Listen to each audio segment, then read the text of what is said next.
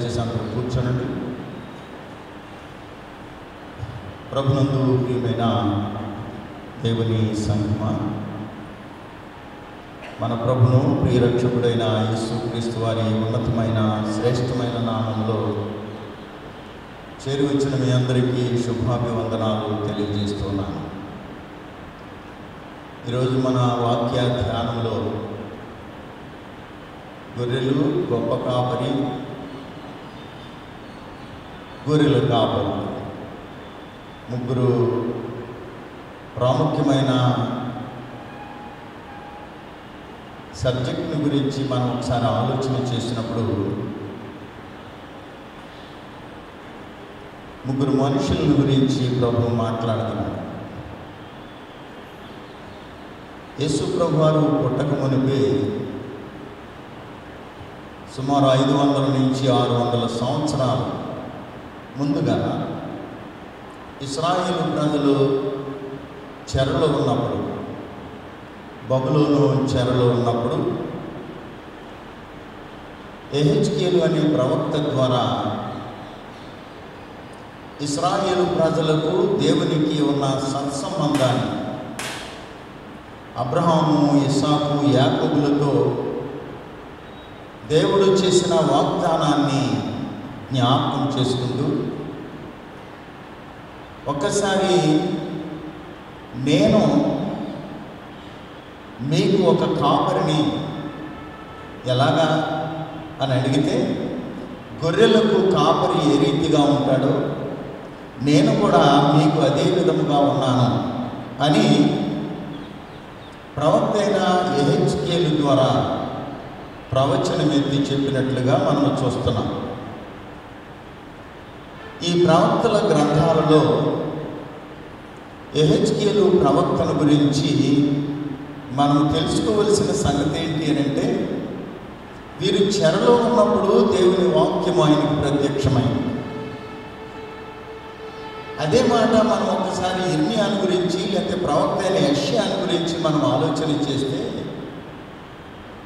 ఇంకా చెరకు వెళ్ళక మునిపే మీరు చెరకు వెళ్ళిపోతారు జాగ్రత్త అని హెచ్చరించినట్లుగా మనం వాక్యంలో చూస్తున్నాం.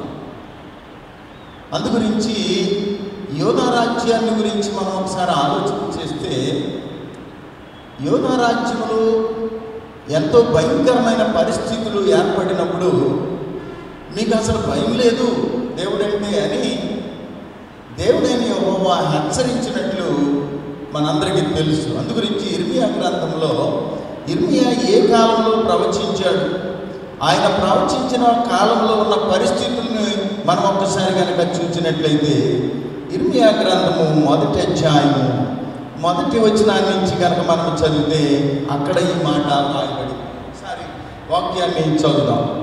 ఆయన ఏమని మాట్లాడుతున్నాడో చూద్దాం. ఏమని?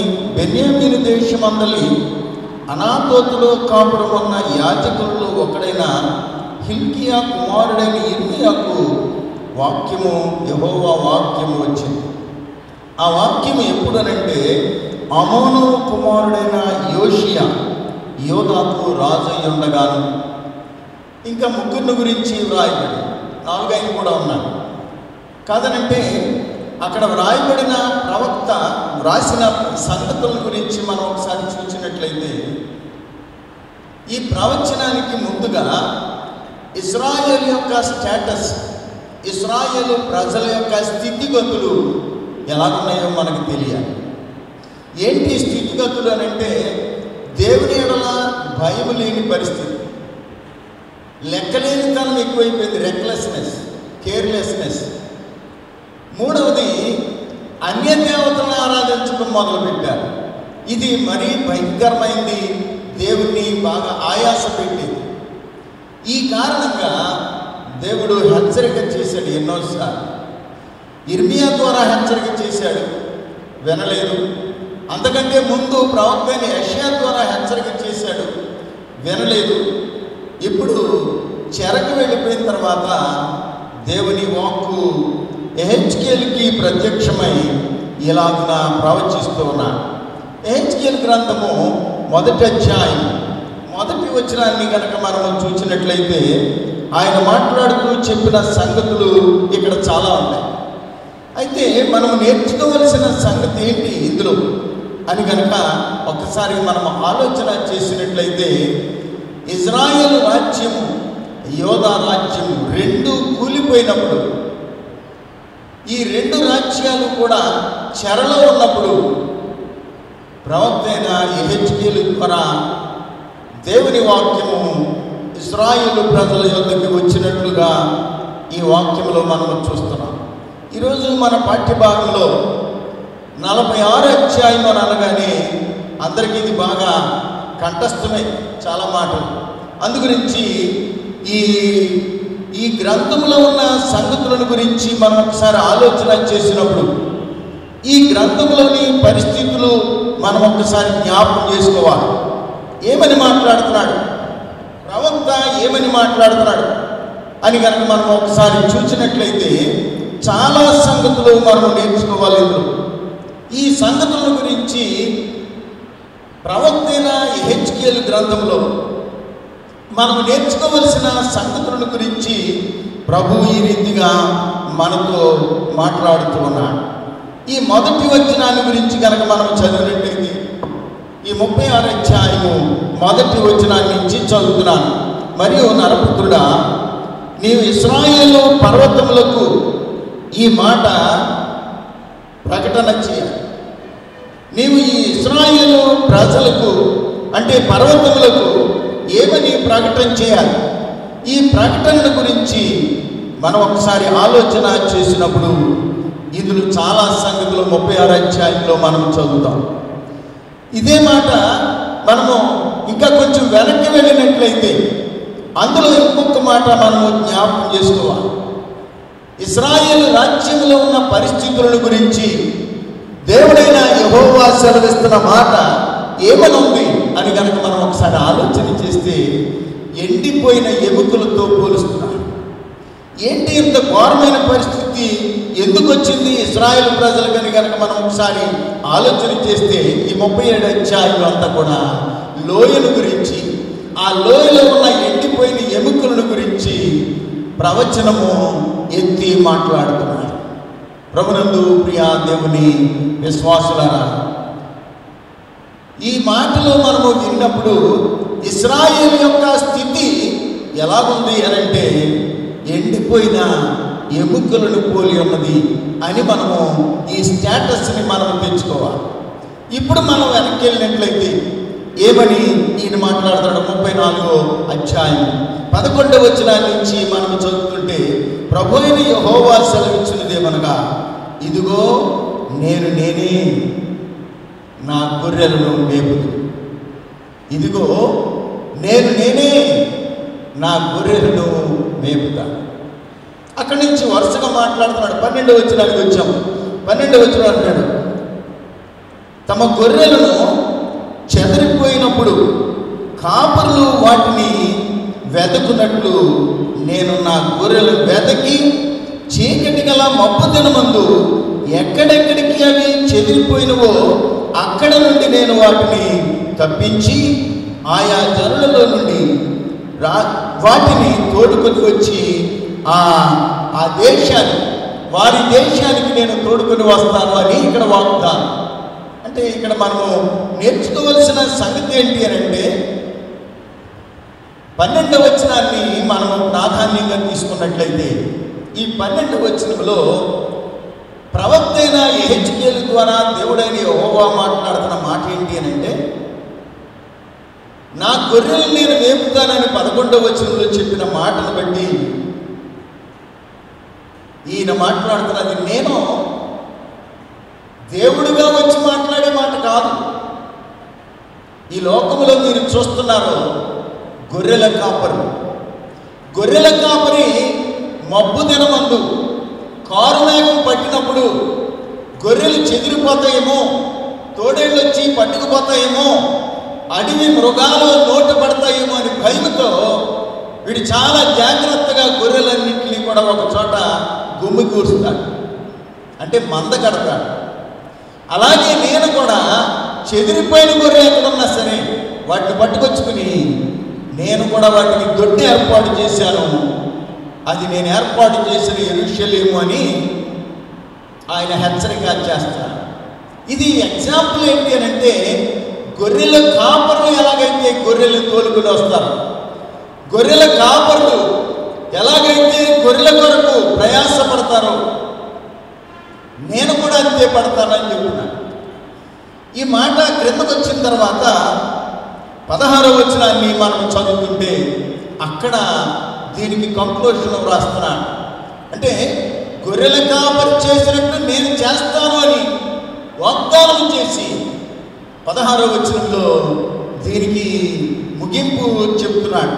ఈ 16వ వచనాన్ని మనం ఒకసారి చదువుదాం. ఆయన ఏమని మాట్లాడుతున్నాడో ఇందులో 2 ప్రాముఖ్యమైన సంగతులు మనం గ్రహించుకోవాలి. మొదటి మాట ఆయన మాట్లాడుతూ 16వ వచనంలో ఆయన అంటాడు, తప్పిపోయిన వాగ్దానిని నేను వెదుకుదును. ఇశ్రాయేలు ప్రజల్లో తప్పిపోయిన గొర్రెలు ఎవరై ఉంటారు? బహుశా ఇశ్రాయేలు ప్రజలలో తప్పిపోయిన గొర్రెలు అని ఎవరిని గురించి దేవుడు మాట్లాడుంటాడు బహుశా అని మనం ఒకసారి ఆలోచన చేస్తే ఎక్కడికో మనం వెళ్ళాలని అనుకుంటాం, కానీ రూట్ మారిందనుకోండి చేరగలమంటారా? గమ్యస్థానానికి చేరలేదు. అందుగురించి ఉదాహరణగా నేను కొన్ని మాటలు మీకు జ్ఞాపకం చేస్తాను. దేవుడైన యెహోవా సొలొమోనుని గురించి ఒక బాధ కలిగి ఒక తీర్మానం చేసుకున్నాడు.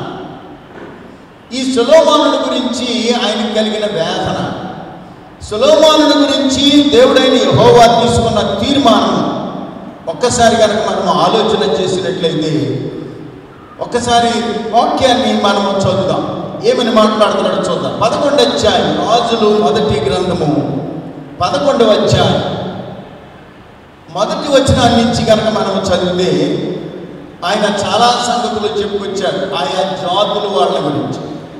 క్రిందకు వచ్చిన తర్వాత 9వ వచనాన్ని నుంచి మనం చదివితే, ఇశ్రాయేలీల దేవుడైన యెహోవా అతనికి 2 మార్లు ప్రత్యక్షమై నీవు ఇతరుల దేవతలను వెంబడిపోవాలనియు అతనికి ఆజ్ఞాపించును. సొలొమోను హృదయము ఆయన యొద్ద నుండి తొలగిపోయెను. ప్రభునందు ప్రియ దేవుని బిడ్డలారా, దేవుని వద్ద నుండి తొలగిపోయిన హృదయము తప్పు త్రోవలోకి వెళ్ళకుండా నీతి మార్గంలోకి వెళ్తుందంటారా? వెళ్ళదు. అందుకోసం ఇతనికి బదులుగా రాజ్యాన్ని గురించి ఒక తీర్మానం చేసుకుని ఆ తీర్మానంలో మరొక వ్యక్తిని దేవుడైన యెహోవా ఏర్పాటు చేసుకున్నాడని చెప్పి ఈ గ్రంథంలో చాలా చక్కగా వ్రాయబడి ఉంది. కాబట్టి ఈ వాక్యాన్ని మనం చదివినప్పుడు యెరోబామును గురించి మనందరికీ తెలుసు. యెరోబాము అది వరకు దేవుడంటే చాలా భయము, దేవుని ఎడల భక్తి కలిగిన వాడు. అలాంటి వ్యక్తి యుద్ధశూరుడు కనుక అతను ఇశ్రాయేలు రాజ్యంలో నుంచి దేవుడు అతనిని లేవనెత్తినట్లుగా మనందరికీ తెలుసు. అతను లేవనెత్తిన తర్వాత ప్రవక్త వచ్చి ఆయనతో మాట్లాడుతున్నాడు. అహియా అనే ప్రవక్త అదే 11వ అధ్యాయము చివరికి వెళ్ళిన తర్వాత 29, 30 వచనాలు చదివితే అక్కడ వ్రాస్తాడనమాట. ఒక క్రొత్త అంగి వేసుకుని వచ్చాడు ప్రవక్త. అహియా వచ్చి ఆ అంగీని 12 ముక్కలు చేసి 10 ముక్కలు తొనకలు ఈ చేతిలో పెట్టాడు. యెరోబాము అంటాడు, ఇదేంటి ఆయన అని అడిగితే, ఇశ్రాయేలు రాజ్యము 12 గోత్రాలు, నీకు ఇదిగో 10 గోత్రాలు ఇస్తున్నాడు, నువ్వు రాజ్య పరిపాలన చేస్తావని. అంటే అక్కడ ఎవరో లేరు, నమ్మాల్సి వచ్చింది, నమ్మాడు. 2, ఒక రాజ్యం మాత్రం దావీదుకు వాగ్దానం చేశాను కాబట్టి ఒక గోత్రము దావీదుకు ఉంటుంది, అది యోధా గోత్రం. ఇంకొకటి ఉంది, అది లేవి గోత్రము, అది 2 రాజ్యాలకి సంబంధించింది కనుక నీవు అక్కడికి ఇవ్వటం కుదరదు. అది ఇక్కడ పరిచయం చేయాలి, అక్కడ పరిచయం చేయాలి. వీళ్ళెవరు అని అంటే వీళ్ళే గొర్రెల కాపరు. ప్రభునందు ప్రియ దేవుని బిడ్డలారా, ఈ కాపరులను గురించి ఇక్కడ మనం జ్ఞాపకం చేసుకునేప్పుడు తప్పు త్రోవ పట్టింది ఎవరు, ఎందుకు పెట్టారు అని కనుక మనం ఒకసారి ఆలోచన చేసినట్లయితే 12వ అధ్యాయం, ఇదే రాజులు మొదటి గ్రంథము 12వ అధ్యాయంలో ఈ మాట ఆయన హెచ్చరిక చేస్తున్నాడు. ఇది 12వ అధ్యాయము 27వ వచనాన్ని నుంచి చదువుదాం. యెరోబాము తన హృదయమందు తలంచి ఆలోచన చేసి 2 బంగారు దూడలు చేయించి జనులకు ఇబ్బంది లేకుండా బేతేల్లో ఒకటి, దానులో ఒకటి పెట్టాడు. ఒక నాయకుడిగా ఏర్పాటు చేసుకున్న నువ్వే తప్పు త్రోవ పడితే నువ్వు తప్పిపోయిన గొర్రెల్లో ఒకడవు కావా? అందుగురించి ప్రభు పేరట నేను మరొకసారి మిమ్మల్ని హెచ్చరిక చేస్తున్నా. ఏమని అనంటే, దేవుడైన యెహోవా ఇశ్రాయేలు ప్రజల గురించి, ఇశ్రాయేలు రాజ్యములో ఉన్న రాజుల గురించి ఉద్దేశించి మాట్లాడుతూ ఈ మాట మనల్ని హెచ్చరిక చేస్తున్నాడు. ఒకవేళ మీరు కూడా ఇలాగే తప్పు త్రోవలకు వెళ్ళిపోతే మరి మీ పరిస్థితి కూడా అంతే ఉంటుంది. జాగ్రత్త అని చెప్పి హెచ్చరిక చేస్తున్నాడు. ఇక క్రిందకు వచ్చిన తర్వాత మనం చూసినట్లయితే మరి దూడలు చేయించాడు కనుక దూడలకి మరి ఆరాధన చేయటం యాజకులకు వస్తుందంటారా? నేర్చుకోవాలి. ఇప్పుడు నన్ను కూడా గొడ్లు కాసుకునే వాడిని ఒకవేళ అంగీకరించి తీసుకొస్తే నేను గొడ్లు కాసుకునే భాషలోనే మాట్లాడు, అది మీకు అర్థమైనా అర్థం అవ్వకపోయినా. అందుగురించి గొర్రెలు కాసేవాడికి గొర్రెల గురించి తెలుసు, గొడ్లు కాసుకునేవాడికి గొడ్లు కాసుకోవడమే తెలుసు. దీని భావాన్ని చాలా మందిని అడిగితే చెప్పలేకపోయాను, కానీ మీ అందరికీ తెలుసు. గొర్రెల కాపరి దగ్గర ఏముంటుంది అని అంటే కొంకు కర్ర. ఎందుకు? చిటారు కొమ్మల్లో ఉన్న ఆ చిగురు బాగా పసిపిల్లలైన ఈ లేత కందులకి, గొర్రె పిల్లలకి తినిపించడానికి అక్కడున్న చిటారు కొమ్మల్లో ఉన్న చిగురు విరవడానికి అతని దగ్గర కొంకు కర్ర ఉంటుంది. అది మేపే బాధ్యత. అదే ఎద్దులు లేదా గొడ్లు కాస్తున్న వాడి దగ్గర ఏముంటుందంటే ముళ్ళు కర్ర ఉంటుంది. అది పొడిచినప్పుడల్లా 2-3 రక్తపు పొట్లు బయటికి వస్తూనే ఉంటాయి. వీడేమో రక్తం చిందించేవాడు, వాడేమో రక్తాన్ని పెంపొందించేవాడు. ఎవడు మన కాపరి? గొర్రెలు కాసేవాడైనా లేకపోతే గొడ్లు కాసుకునేవాడు ఎవడైనా వచ్చి ఒకవేళ గొర్రెలు కూడా గొడ్లు పొడుస్తున్నట్టు అడిగినా అని ఆలోచన చేస్తే అదే మేము అలాంటి పనులు చేయము అని అనుకుంటున్నాం. కానీ ఈ యెహెజ్కేలు గ్రంథంలో ప్రభువు చెప్తున్న మాట, ఆ బోధ మనము ఒక్కసారి ఆలోచన చేసినట్లయితే ఇక్కడ ఏమి రాశాడో ఒక్కసారి వాక్యంలో నుంచి చదువుదాం. ఏమని మాట్లాడుతున్నాడు ఆయన? 12వ వచనాన్ని మరలా చదువుతున్నాను. తమ గొర్రెలు చెదరిపోయినప్పుడు అని మొదలు పెట్టాడు. ఇప్పుడు 13వ వచనానికి వచ్చాం. ఆయా జనుల నుండి వాటిని తోడుకొని వచ్చి ఆయా దేశముల నుండి వాటిని సమకూర్చి వాటి స్వదేశములోనికి వాటిని తెచ్చి ఆయన పర్వతముల మీద లోయలను నేను వాటికి మేత సిద్ధపరుస్తాను అని చెబుతున్నాడు. ఇది మొదటి వచనాన్ని నుంచి చదివితే 34వ అధ్యాయం 1వ వచనాన్ని నుంచి చదువుతున్నాను. మరియు యెహోవా వాక్కు నాకు ప్రత్యక్షమై ఇలాగో సెలవిచ్చెను, నరపుత్రుడా, ఇశ్రాయేలీయుల కాపరులను గురించి ఈ మాట నువ్వు ప్రకటించాలి. నేను కాపరిని.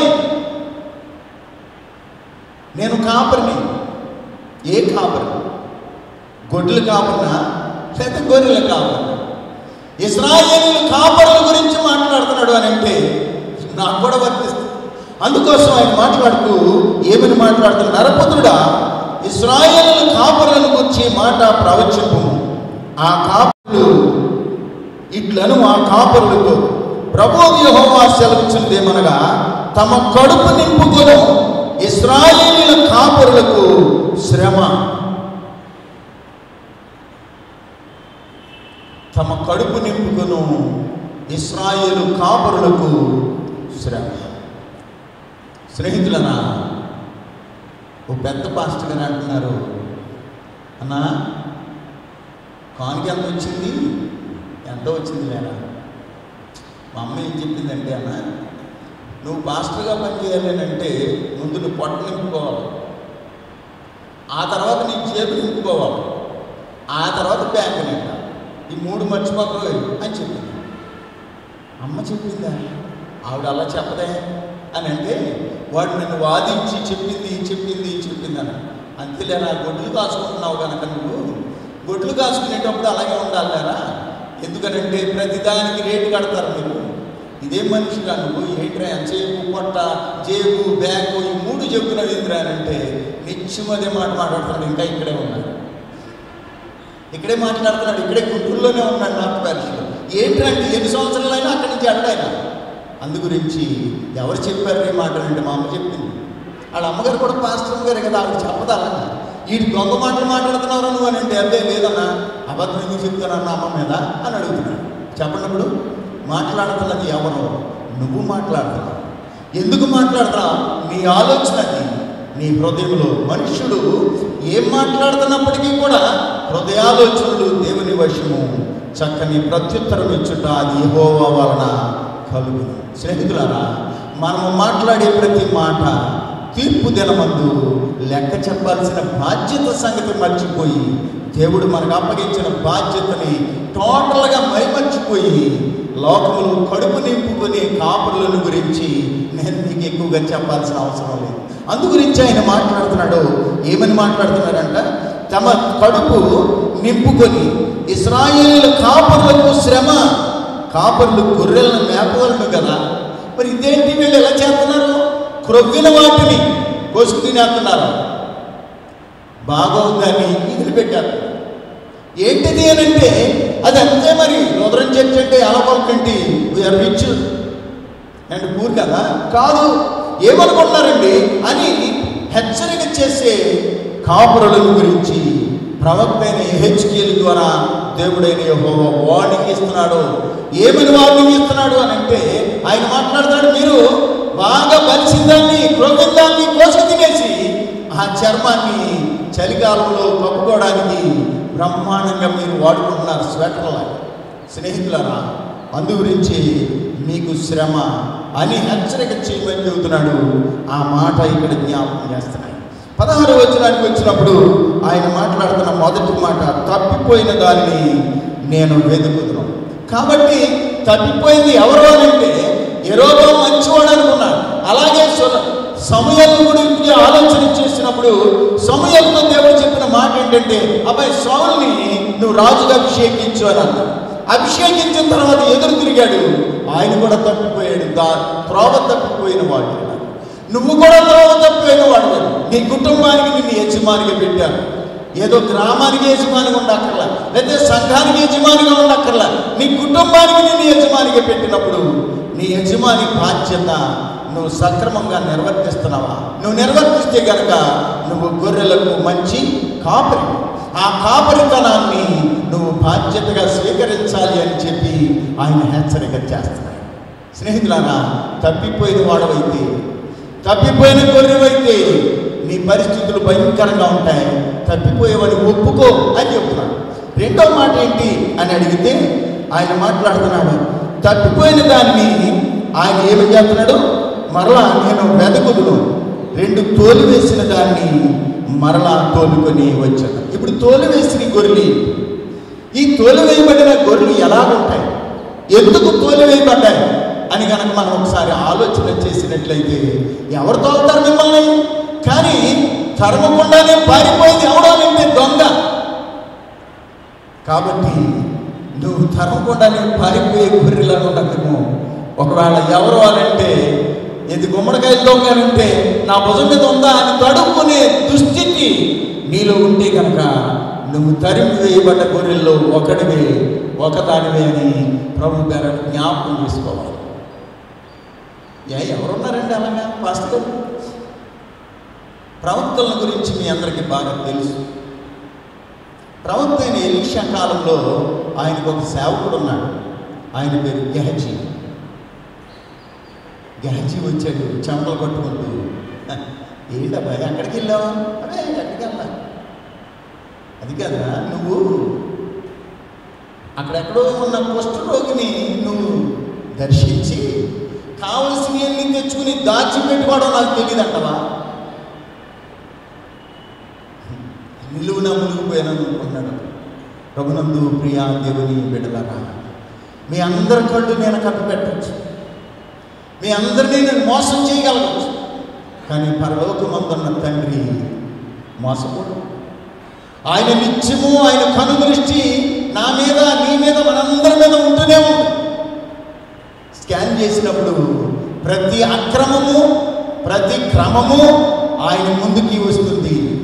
అప్పుడు నువ్వు చేతులు కట్టుకుని నిలబడాల్సిన దుస్థితి వస్తుంది. ఎందుకు తరిమివేయబడ్డావు? ఏం చేసావు అని అంటే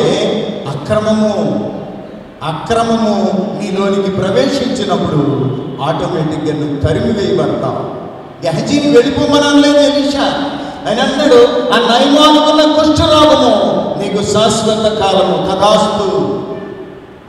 go ahead, you are blessed with ఏంటది అని అంటే డిసీజ్. కుష్ఠరోగంతో నిన్ను ఆశీర్వదిస్తున్నారు పోరా. అటువంటి గొర్రెల్ని తోలివేయబడిన గొర్రెలు అని ఈయన సంబోధిస్తూ ఉన్నాడు.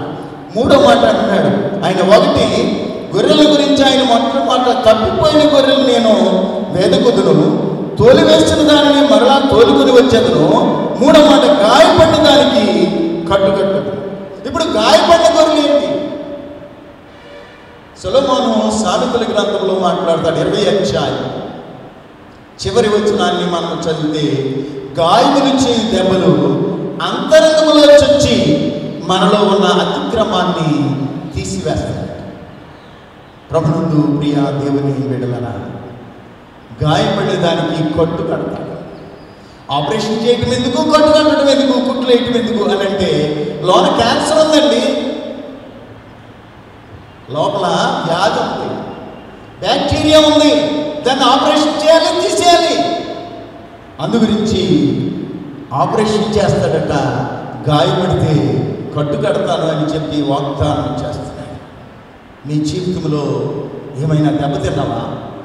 ఎప్పుడు గాయం వచ్చింది నీకు అని అంటే, నువ్వు చేసిన అతిక్రమాన్ని బట్టి నిన్ను మందలించటం కోసం ఒకవేళ ప్రభు నిన్ను కొట్టాడేమో, ఓ దెబ్బ కొట్టాడేమో. అందు గురించి యోగుని మనం జ్ఞాపకం చేసుకోవాలి. కొన్ని వారంలో జ్ఞాపకం చేసుకున్నాం కదా. అలాగే ఇప్పుడు కూడా మనం ఒక మాట ఈ వాక్య భాగంలో నుంచి జ్ఞాపకం చేసుకోవాలి. గాయములు చేయి దెబ్బలు అంతరంగంలో చొచ్చి మన అతిక్రమాన్ని నుండి మనల్ని క్రమపరుస్తాయనే మాట మనం జ్ఞాపకం చేసుకోవాలి. కట్టుకట్టేవాడు ఆయనే, గాయము చేయవాడు ఆయనే, గాయాన్ని కట్టేవాడు కూడా ఆయనే అని చెప్పి ఇక్కడ మూడవ మాట ఆయన మాట్లాడుకోవడం.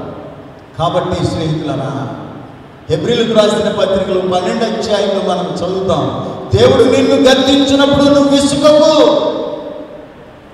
నువ్వు దాని నుంచి తొలగిపోకు. నిన్ను ప్రేమతో ఆయన గద్దిస్తున్నాడు, కానీ ఇది వేరే కాదు అని చెప్పి హెచ్చరిక చేస్తున్నాడు.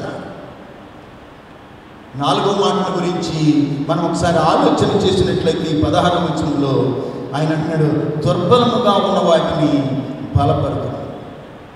ప్రభునందు ప్రియా దేవుని బిడ్డలరా, బలహీనంగా ఉన్న గొర్రెల్ని బలపరుస్తాను అని వాగ్దానం చేశాడు. ఇప్పుడైతే ఎక్కడికో వెళ్ళిపోయిన గొర్రెలు ఎలాంటి గొర్రెలు అనంటే, తోలు వేయబడిన గొర్రెలు తరుముకుని వెళ్ళిపోయిన వీళ్ళందరినీ ఎక్కడికనంటే బబులోను దేశానికి చెరగా తీసుకుని వెళ్ళారు. నువ్వు చెప్పిన మాట వెంటలేదు. కాబట్టి నిన్ను కంట్రోల్ చేయడానికి, నిన్ను క్రమపరచడానికి ఆ బబులోను దేశపు రాజుని రెచ్చగొట్టాడు దేవుడు. అక్కడికి తీసుకుని వెళ్ళిపోయాడు. అక్కడ మాట్లాడుతున్న ఈ మాట, 4 మాటలు. ఒకటి, తప్పిపోయిన గొర్రెని ఆయన వెతుకుతాడు. 2, తోలివేసిన దాన్ని ఆయన మరలా తోలుకొని వస్తాడన్నమాట.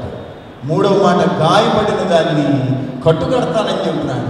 4వ మాట, బలహీనంగా ఉన్న లేదా దుర్బలముగా ఉన్న వాటిని బలపరుస్తాను అని చెప్తున్నాడు. ఈ 4 నాకు చాలా నచ్చినాయి, ఇష్టమైనవి. కానీ చివరి మాట నాకు నచ్చలేదు. నీ నచ్చకపోతే ఏమన్నా ప్రమాదం అంటారా పాస్టర్ గారు అని అనుకోవద్దు. ఒకసారి ఆలోచించేయాలి. చివరిలో ఆయన అంటున్నాడు, ఏమని మాట్లాడుతున్నాడు చూడండి. అయితే 16వ వచనము 2వ భాగంలో, అయితే క్రొవ్విన వాటికి బలముల వాటికి శిక్షను మేత పెట్టి లయపరచను. What is the difference between you and the shepherds in Israel? చెప్పాలి. మీరు జడ్జిమెంట్ మీకే వదిలిపెట్టేశారు. అదే నిజమైతే అదేంటి నువ్వు ఇలా మాట్లాడుతున్నావు? అయితే ఆయన మాట్లాడుతున్న మాట, అయితే క్రొవ్విన వాటికి 2 బలముల వాటికి ఏం మేత పెడతాడంట? శిక్షను మేత పెడతాను, లయపరుస్తానని. ఇంకా గొర్రెల కాపురం చేసేదానికి నీకు చేసేదానికి పెద్ద డిఫరెన్స్ ఏముంది చెప్పు? వాళ్ళు ఏం చేస్తున్నారంటే క్రొవ్విన వాటిని కోసుకు తినేస్తున్నారు, చలికి ఆ చర్మాన్ని కప్పుకుంటున్నారని చెప్పావు. మరి నువ్వేం చేస్తావనంటే క్రొవ్విన వాటికి బలము గల వాటికి శిక్షను మేత పెట్టి నేను లయపరుస్తానన్నాడు. అది లయపరచడమే. కానీ ఇక్కడ లయపరచడం కాకుండా కాపరులు